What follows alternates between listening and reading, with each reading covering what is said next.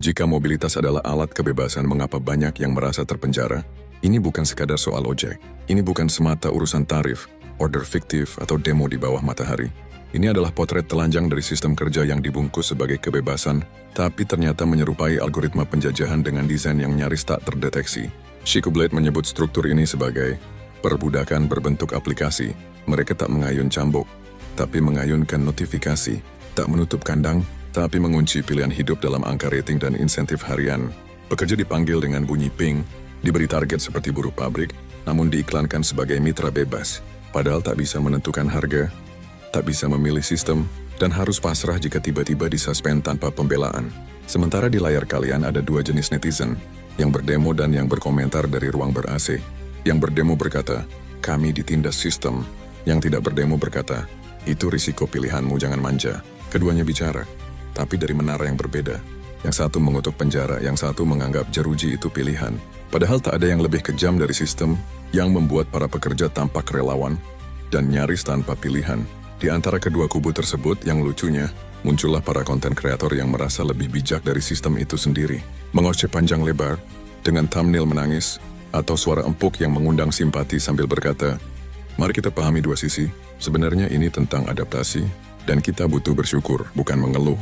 Chico Blade menyebut mereka ahli narasi kosong. Mereka bukan jurnalis, bukan peneliti, tapi punya suara lantang di setiap konflik.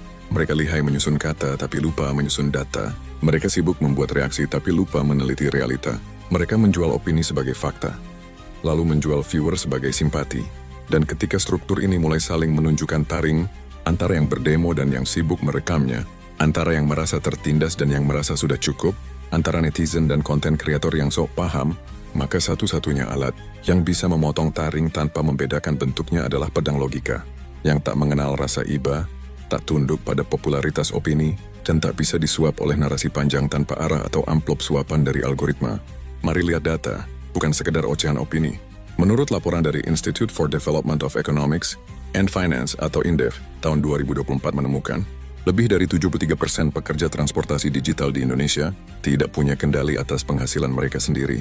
Sementara Jaringan Nasional Advokasi Pekerja Digital menunjukkan, lebih dari 45% dari mereka berutang demi mencicil kendaraan kerja, dan 60% tidak memiliki perlindungan kesehatan memadai.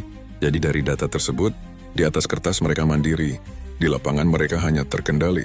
Inilah wajah penjajahan baru, saat eksploitasi dibungkus sebagai kesempatan. Ketika kebebasan tak lagi bermakna menentukan arah, tapi hanya memilih rute yang ditentukan sistem. Chico Blade menyebut ini, kapitalisme berwajah humanis, di mana senyum aplikasi tak berarti sistem itu manusiawi. Dan kepada